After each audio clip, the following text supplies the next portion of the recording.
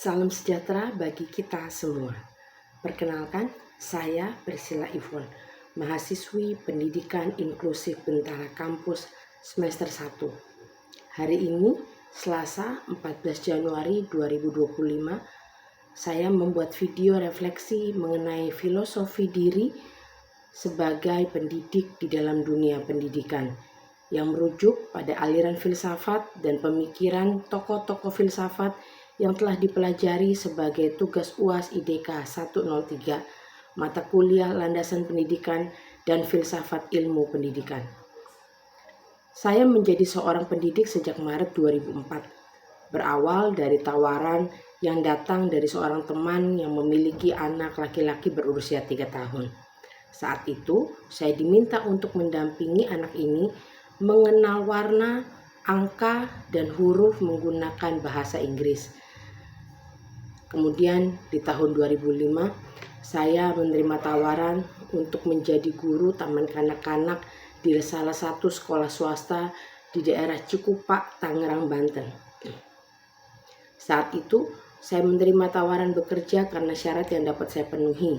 Syarat yang diberikan adalah pendidikan minimal SMA dan punya pengalaman minimal 1 tahun mengajar di sekolah minggu dengan menyertakan surat rekomendasi dari gereja tempat saya berjemaat. Di saat menjadi seorang guru taman kanak-kanak untuk pertama kalinya, saya mulai mengenal lebih banyak keberagaman murid-murid di dalam kelas yang saat ini biasa disebut dengan inklusif. Tidak hanya perbedaan yang nampak secara fisik, tetapi juga kemampuan kognitif, daya ingat, daya tangkap, gejolak emosional mereka yang berbeda-beda satu dengan yang lainnya. Saya masih ingat ada beberapa murid yang keadaannya berbeda dari murid-murid lainnya. Di antaranya ada murid laki-laki yang waktu itu sudah berusia 8 tahun, namun masih ada di TKB. Saat saya mengkonfirmasi orang tuanya, ternyata anak ini punya keterbelakangan dan keterlambatan dalam berpikir, dan saya sebagai wali kelasnya harus menerima anak ini seperti apa adanya. Anak ini tidak dapat berbicara dengan jelas, atau saat ini biasa disebut cadel, dan sulit untuk berkomunikasi. Ada juga murid yang bermasalah dengan pemahaman dan daya ingat. Dan ada seorang anak perempuan yang sampai saat ini masih menjalin tali silaturahmi dengan saya, yang saat dia masih berusia TK biasa disebut Snow White. Karena anak ini selalu memeluk es batu yang dibawa dari rumah untuk membantunya tetap merasa nyaman, karena anak perempuan ini mengidap penyakit langka yang tidak bisa mengeluarkan keringat dari dalam tubuhnya. Dengan kehadiran ketiga murid dalam kelas yang sangat berbeda dan saya yang baru saja menjadi wali kelas taman kanak-kanak level B, membuat saya frustasi tentunya dan bingung bagaimana cara mengajar mereka untuk menyampaikan semua materi pembelajaran yang ada sesuai dengan kurikulum saat itu. Kemudian saya berinisiatif untuk memberikan pelajaran tambahan setelah selesai jam belajar di sekolah, atas seizin dan arahan dari kepala sekolah tentunya. Hal ini saya lakukan sebagai bentuk usaha agar ketiga murid saya ini dapat memahami materi yang diberikan di hari itu. Artinya, saya harus menyiapkan 3 soal berbeda untuk masing-masing anak selain soal reguler bagi murid-murid yang lain. Ternyata, setelah diberikan pelajaran tambahan beberapa waktu sepulang dari sekolah tidak banyak membantu. Sampai-sampai orang tua dari ketiga murid ini putus asa karena tidak ada perubahan signifikan meski sudah diberi kesempatan untuk belajar ekstra. Kemudian saya sampaikan kepada orang tua ketiga murid ini untuk melakukan kegiatan sederhana dengan sedikit bantuan pada anak-anak mereka saat berada di rumah.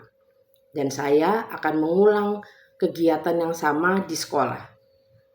Waktu itu saya berinisiatif untuk bersama-sama dengan orang tua melakukan kegiatan sederhana sebagai bentuk alternatif dari penanaman konsep kanan dan kiri. Saya mengatakan kepada orang tua untuk di rumah agar anak-anak dilatih atau diajarkan menggunakan sepatu di bagian kanan, kaki kanan dan di bagian kaki kiri.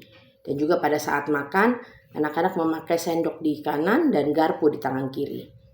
Setelah beberapa waktu berselang, konsep kanan dan kiri mampu diserap, dimengerti melalui kegiatan konkret yang berulang, baik di rumah maupun di sekolah.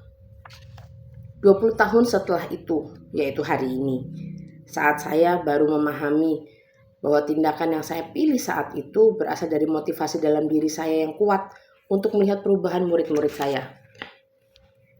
Kala itu melihat mereka bisa memahami banyak hal melalui kegiatan konkret membawa saya mengerti bahwa menjadi seorang guru atau pendidik tidak saja berbicara tentang memberi materi pembelajaran sesuai dengan RPH atau rencana pembelajaran harian yang dibuat, tetapi lebih lagi yaitu melihat kepada perubahan pada setiap anak murid dari tidak mengerti menjadi mengerti.